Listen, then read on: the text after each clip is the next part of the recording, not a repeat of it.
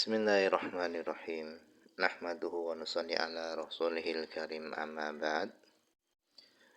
Insyaallah pada kesempatan ini kita akan melanjutkan kembali pembacaan kitab Nailur Roja, syarah kitab Safinatin Najah.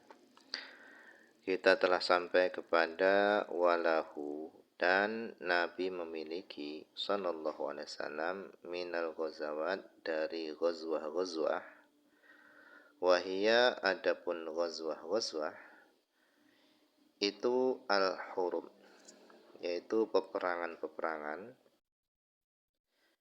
allati yang kharaja Nabi keluar fiha, pada peperangan-peperangan tadi, binafsihi, Nabi keluar dengan dirinya sendiri. Tujuannya lihimayatid dakwah, untuk menjaga dakwah, mengajak ilal Islam, kepada Islam, wa daf'il mu'aridin, dan menolak orang-orang yang menentang laha dakwah. Walahu, dan Nabi memiliki minal ghazawat, dari ghazwah-ghazwah, sab'un wa ishruna, 27 ghazwah. Wa ahammuha, dan paling pentingnya ghazwah itu situ ghazawat, itu ada 6 ghazwah. Yang pertama Badrun Kubro, Al-Kubro, yaitu perang Badar. Yang kedua wa ghazwatu Uhudin, perang Uhud. Yang ketiga wa ghazwatul Khandaq, perang Khandaq. Wa ghazwatul Hudaybiyah, perang Hudaybiyah. Wa ghazwatul Fathi, Fathul Makkah. Wa ghazwatu Tabuk, dan perang Tabuk. Jadi model peperangan zaman Nabi itu ada 2 model. Yang pertama ghazwah. Nah, ghazwah yang diikuti Nabi itu ada 27. Yang kedua adalah syariah. Syariah nanti akan dijelaskan di bawah. Jadi kalau ghazwah itu adalah peperangan-peperangan yang Nabi ikut serta dalam peperangan tersebut. Kalau syariah itu adalah peperangan-peperangan tetapi Nabi enggak ikut serta dalam peperangan tersebut. Nabi menunjuk seorang sahabat untuk menjadi pemimpin dalam peperangan tersebut, tapi Nabi enggak ikut serta. Nah, tujuan daripada ghazwah ini apa? Tujuannya adalah lihimayatid dakwah, untuk menjaga dakwah Islam dan untuk menolak orang-orang yang menentang dakwah. Nah, di antara 27 ghazwah tadi, yang paling penting itu ada 6. Yang pertama adalah Badrun Kubro, yaitu perang Badar. Yang kedua adalah ghazwat Uhud, perang Uhud. Yang ketiga perang Khandaq. Yang keempat perang Hudaybiyah. Yang kelima Fathu Makkah. Yang keenam, yang terakhir adalah perang Tabuk. Wa minas saroya, dan daripada saroya, syariah, wahia, adapun saroya itu adalah al-hurubu, peperangan-peperangan, allati yang amara, Nabi mengangkat pemimpin, fiha, pada peperangan-peperangan tersebut, ghairahu, selain Nabi. Jadi Nabi mengangkat pemimpin selain Nabi. Satu orang dari sahabat ditunjuk untuk menjadi pemimpin pasukan tersebut. Walam yahdurha, dan Nabi tidak menghadiri, tidak ikut serta dalam peperangan tersebut. Nah, kalau syariah itu Nabi itu memiliki khamsun wa thalathuna, 35 peperangan. Jadi pasukan perang yang Nabi tidak ikut serta itu jumlahnya ada 35. Wabil yaumil akhir, dan beriman dengan hari akhir. Al yaumul akhir, hari akhir, minal maut, dari mati, ila akhiri ma yaqa'u, sampai akhirnya sesuatu yaqa'u yang akan terjadi. Yaumul akhir itu adalah yaumul qiyamah, hari kiamat. Summiya bidzalika, dinamai hari akhir dengan hari akhir. Kenapa? Hari akhir dinamai dengan hari akhir. Li'annahu, karena la laila ba'dahu, karena tidak ada malam ba'dahu setelah hari akhir. Jadi setelah hari kiamat tidak ada lagi malam hari.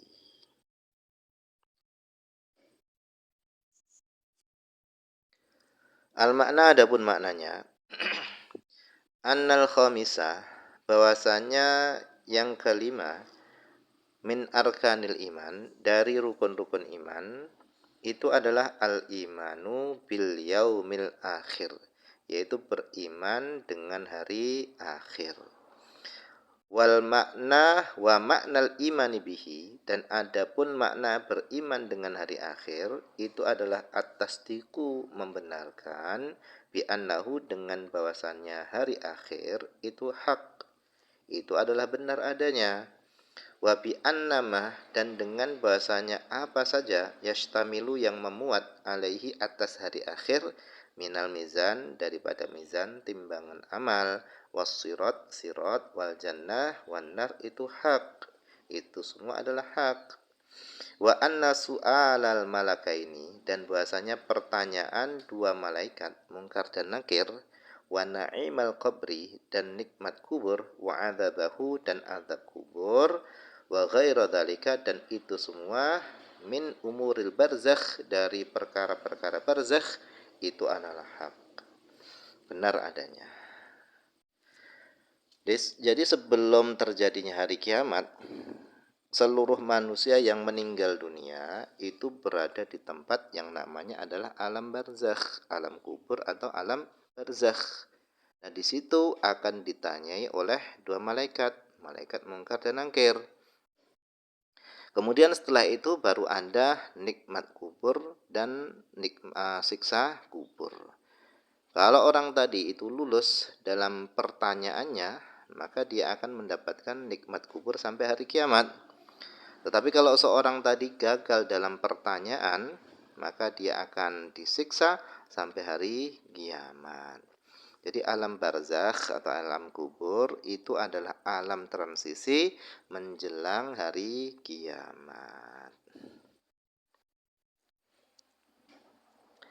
Kemudian wabil qadari, dan beriman dengan takdir, khairihi, baiknya takdir, wa syarrihi, dan buruknya takdir. Itu semua minallah, datang daripada Allah Subhanahu wa ta'ala.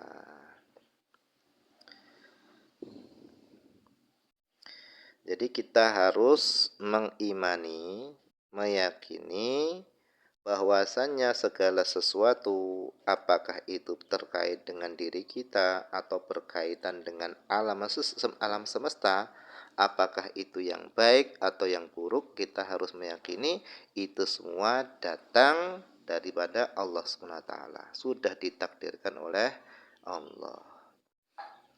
Wal qadaru, adapun takdir, itu adalah ijatullahil asya'a, mewujudkannya Allah segala sesuatu, ala qadrin makhsusin, di atas ukuran yang sudah ditentukan, yang sudah dikhususkan, wa takdirin, dan di atas takdir, ketetapan, muayyanin, yang sudah ditetapkan, fi dzawatiha, pada zat-zatnya asya, wa af'aliha, dan pada af'alnya asya. Jadi mewujudkannya Allah segala sesuatu, pada zatnya sesuatu dan pada perbuatannya sesuatu, di atas ukuran yang telah dikhususkan dan di atas takdir yang telah ditetapkan, huwa takdir, itu adalah takdir.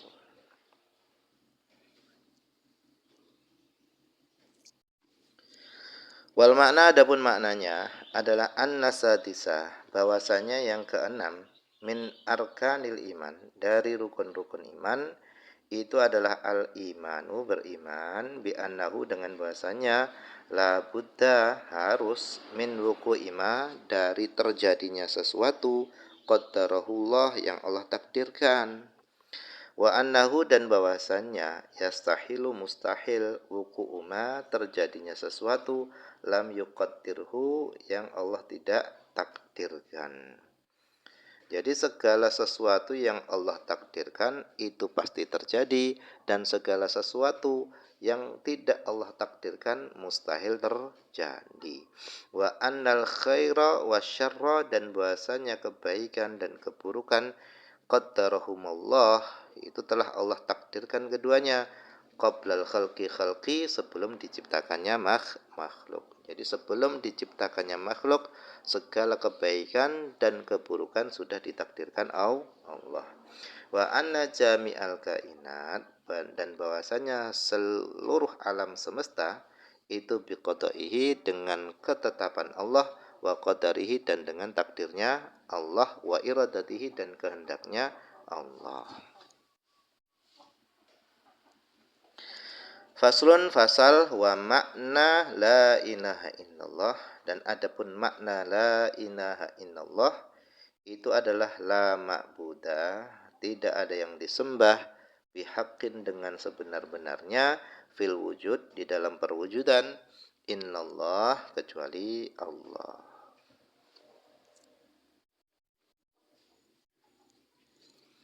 Al makna, adapun maknanya adalah anna makna kalimat la ilaha illallah al marrati fi arkanil Islam la mustahiqqa lil ibadah innallah. Bahwasanya makna kalimat la ilaha illallah al marrati, yang telah lewat, fi arkanil Islam, di dalam rukun-rukun Islam, maknanya adalah la mustahiqqa, tidak ada yang berhak, lil ibadah, untuk diibadahi, innallah, kecuali Allah. Jadi enggak ada yang berhak disembah kecuali Allah. Wa qayyadal muallifu al-ma'budah biqaulihi bihaqqin. Wa qayyada, dan telah membatasi, dan telah membatasi, al-muallifu, pengarang kitab Safinatun Najah, telah membatasi al-ma'budah biqaulihi, dengan perkataannya bihaqqin. Jadi ma'bud dibatasi dengan perkataan bihaqqin. Tujuannya untuk apa? Ihtirozan, untuk mengecualikan, anil ma'bud, dari yang disembah, bibatilin, secara batil. Fa inna afrodahu, karena sesungguhnya afrodnya, satuan-satuannya, al-ma'bud bibatil, yaitu perkara yang disembah secara batil, satuan-satuannya itu katsiratun, banyak. Kal jinni, seperti jin, wan nujum, bintang-bintang, wal asnam, dan patung-patung. Jadi pengarang kitab Safinatun Najah, beliau membatasi al-ma'bud dengan perkataannya bihaqqin. Nah, ini tujuannya adalah untuk mengecualikan dari yang disembah secara batil. Jadi Tuhan-Tuhan yang disembah di dunia ini banyak. Ada jin, bintang-bintang, matahari, patung-patung, pohon-pohon, dan yang lain-lainnya. Nah, ini semua adalah Tuhan-Tuhan yang disembah bibatilin, dengan batil.